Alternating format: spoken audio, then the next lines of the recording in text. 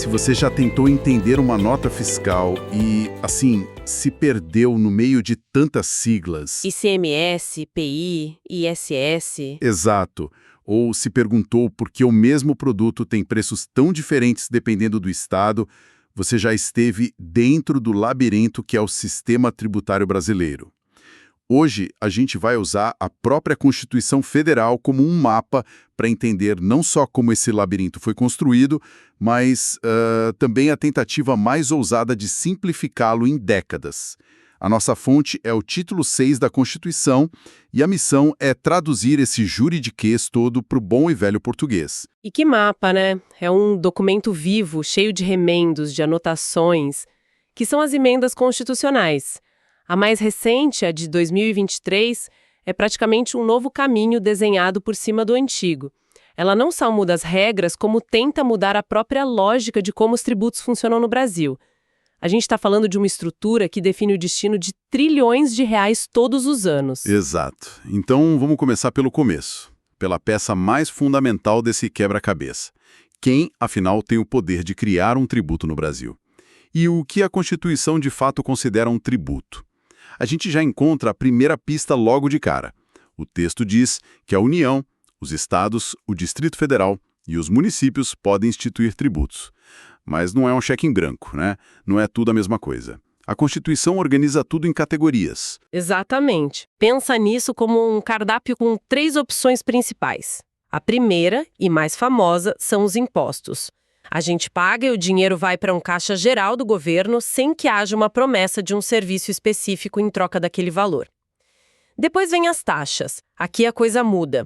Você só paga se usar um serviço público específico, como a coleta de lixo ou se for fiscalizado por algum órgão no exercício do que eles chamam de poder de polícia.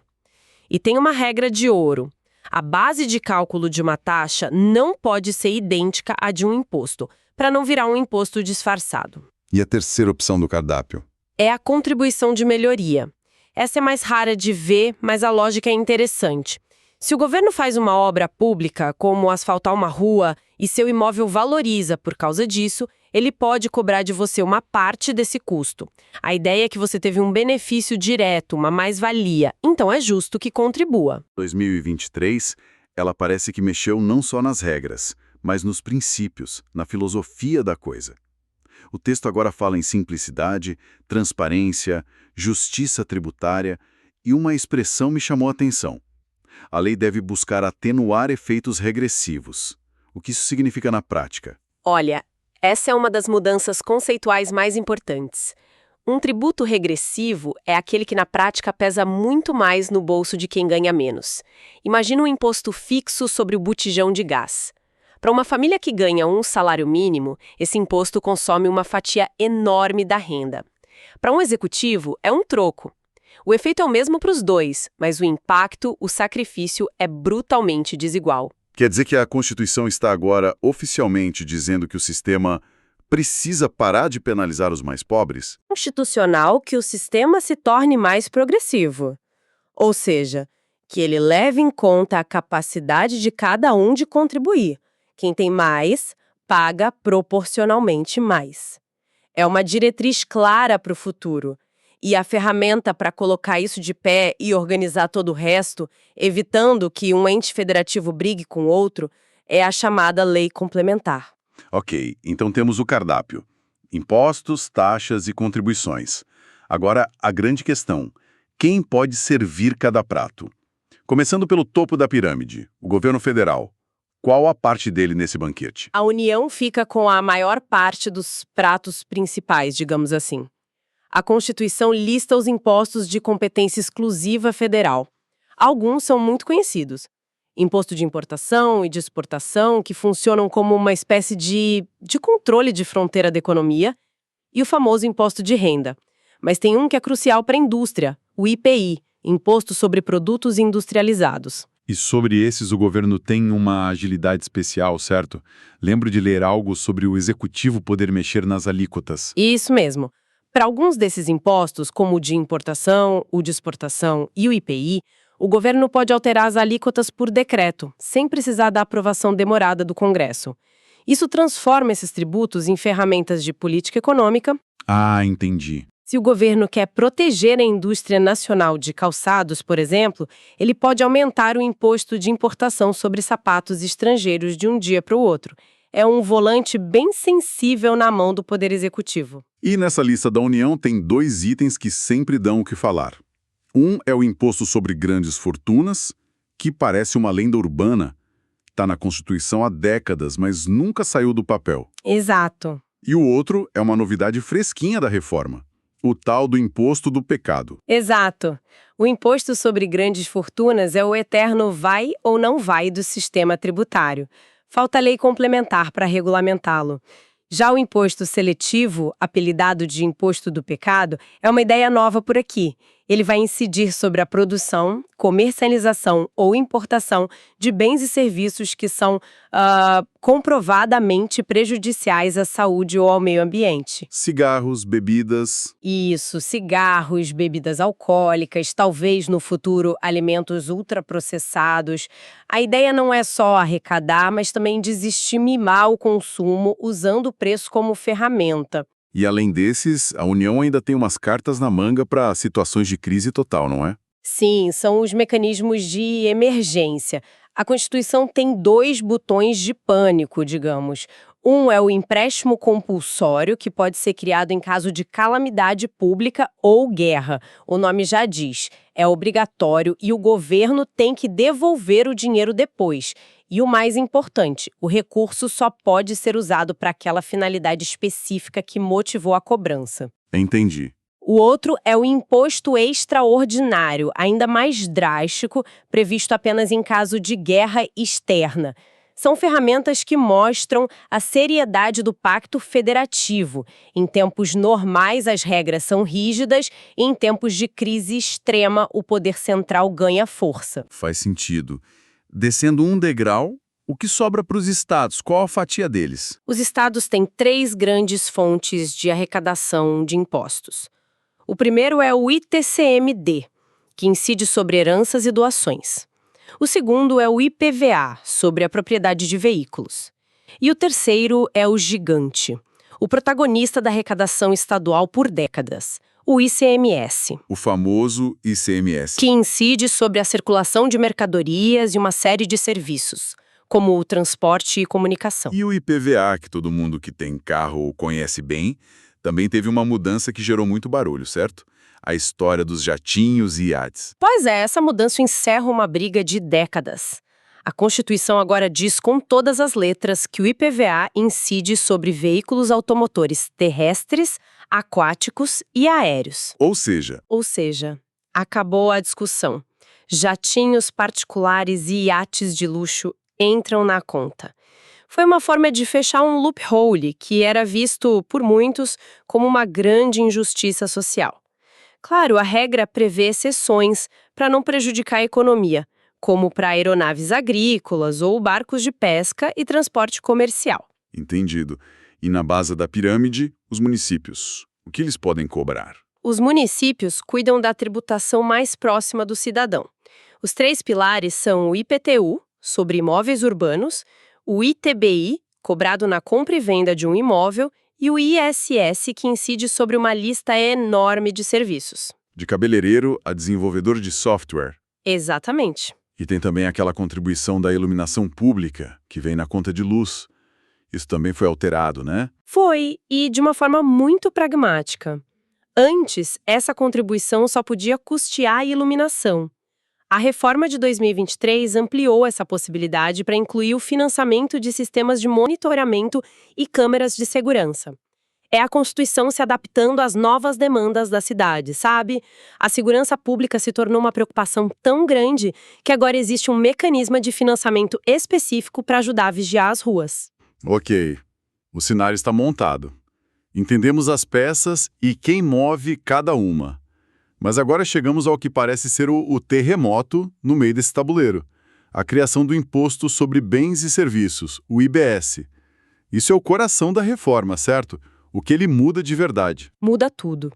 O IBS é a tentativa de demolir o manicômio tributário brasileiro, que era o apelido do sistema antigo, e construir algo mais simples no lugar.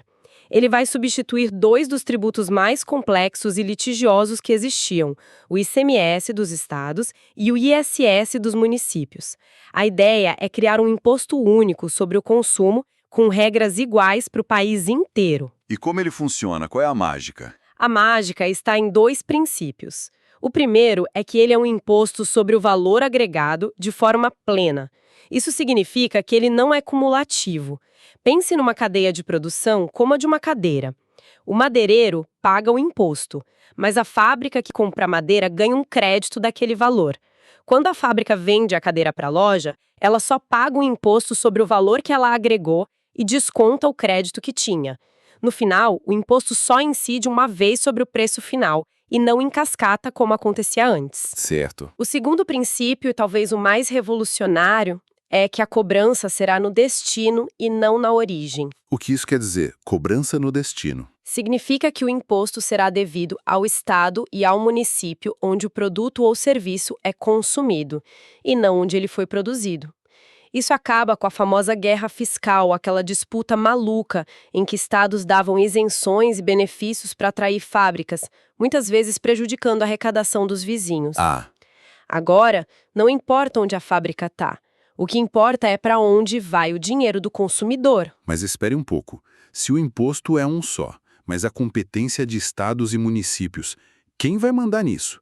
São 27 estados e mais de 5.000 municípios. Isso parece uma receita para o caos absoluto. Aqui está a verdadeira revolução e talvez o maior risco. A solução é uma inovação institucional sem precedentes no Brasil. A criação do Comitê Gestor do Imposto sobre Bens e Serviços. Pense nele como uma espécie de banco central dos tributos sobre o consumo. Um banco central. Será uma entidade pública, com independência, que vai forçar estados e milhares de municípios a sentarem na mesma mesa e seguirem o regulamento único. Ele vai arrecadar tudo, calcular os créditos e distribuir o dinheiro para cada ente. É uma aposta altíssima na cooperação federativa, algo que historicamente sempre foi nosso calcanhar de Aquiles. Uma aposta altíssima mesmo. E como se tomam decisões nesse comitê? Com tantos interesses diferentes, não há um risco enorme de um bloco de estados mais populosos, por exemplo, simplesmente dominar a pauta? Ou de tudo travar por falta de consenso? O risco existe, e por isso o sistema de votação é uma obra de engenharia política. As decisões precisam de uma dupla maioria. No grupo dos 27 representantes dos estados, é preciso o voto da maioria absoluta, ou seja, 14 votos, e que esses votos representem mais de 50% da população do país.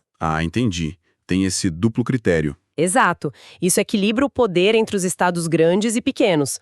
Já no grupo dos 27 representantes dos municípios, basta a maioria absoluta. É um arranjo complexo que tenta garantir que ninguém possa impor sua vontade sozinho. Parece um equilíbrio delicado. Agora, a gente entendeu quem cobra e o quê. Mas um sistema desses precisa de limites, de regras do jogo para proteger o cidadão. Onde a Constituição coloca os freios nesse poder de tributar? Esses freios são talvez a parte mais importante para o contribuinte. Funcionam como uma espécie de carta de direitos. O mais fundamental é o princípio da legalidade. Nenhum tributo pode ser criado ou aumentado sem uma lei. Nada de surpresas por canetada. Certo. Depois vem a isonomia. Tratar de forma igual os iguais e desigual os desiguais. E tem dois que protegem nosso bolso de surpresas: a anterioridade e a noventena. Em geral, uma lei que aumenta um imposto hoje só pode valer no ano que vem, e mesmo assim, só 90 dias depois de publicada. E a proibição do confisco, que sempre ouvi falar? Exato, é a vedação ao confisco. O tributo não pode ser tão pesado a ponto de ser uma punição, de tomar a propriedade da pessoa. E nesse mesmo capítulo estão as famosas imunidades tributárias, como para templos religiosos, partidos políticos, livros e jornais. E é crucial entender a força disso. Uma imunidade não é uma simples isenção. Pense assim: uma isenção é uma porta que o governo pode abrir ou fechar com a chave de uma lei comum. Já uma imunidade é uma parede de concreto construída pela própria Constituição. Nenhuma lei comum pode derrubá-la. Ela está acima. Está totalmente blindada. Ela serve para proteger áreas que a sociedade considera essenciais, como a liberdade de culto e de expressão, da interferência do fisco. Ok. O dinheiro foi arrecadado dentro das regras. E para gastar? É terra de ninguém ou também tem um mapa? Tem um mapa bem detalhado. A Constituição estabelece um tripé de planejamento. Primeiro, o Plano Plurianual, o PPA, que são as metas de longo prazo, para 4 anos. Depois, a Lei de Diretrizes Orçamentárias, a LDO, que define as prioridades para o ano seguinte. E, por fim, a Lei Orçamentária Anual, a LOA, que é o orçamento em si, detalhando cada receita e cada despesa. E se o governante resolver ignorar o mapa e gastar mais do que pode? Aí a Constituição aciona os alarmes. Há uma série de proibições, como realizar despesas sem ter crédito no orçamento. E, mais recentemente, a Constituição ganhou uma espécie de freio de emergência fiscal. Há uma regra que aciona travas automáticas de gastos sempre que um estado ou município começa a gastar perto do limite do que arrecada. Que seria? Especificamente, mais de 95% da receita corrente com despesas correntes. Quando esse gatilho dispara, ficam proibidos, por exemplo, reajustes salariais para servidores e novas contratações. É uma tentativa de impedir o descontrole antes que ele aconteça. Uau! Então, o que a gente viu aqui foi um sistema complexo, de poderes e contrapesos com regras rígidas e que está passando por uma cirurgia de peito aberto com essa reforma. A Constituição não só diz quem paga a conta, mas como ela deve ser feita e como o dinheiro deve ser usado. O principal ponto a se reter é que estamos no meio da travessia. A criação do IBS e do Comitê Gestor é a tentativa mais ambiciosa em décadas de trazer racionalidade para o sistema e pacificar a guerra fiscal. Mas o sucesso de tudo isso não está garantido. Depende crucialmente das leis complementares que ainda precisam ser votadas para detalhar tudo. E da política, né? E, claro, da capacidade real de cooperação política dentro desse novo Comitê Gestor. O mapa foi redesenhado, agora precisamos ver se todos vão conseguir seguir o novo caminho. E fica uma reflexão final. A Constituição agora fala com todas as letras em princípios como simplicidade, transparência e justiça tributária. Considerando a teia de complexidade que a gente acabou de discutir e o novo sistema que está sendo erguido, como seria, na prática, um sistema tributário que a gente pudesse chamar de verdadeiramente simples e justo? E o quão perto ou longe essa reforma pode nos levar desse ideal?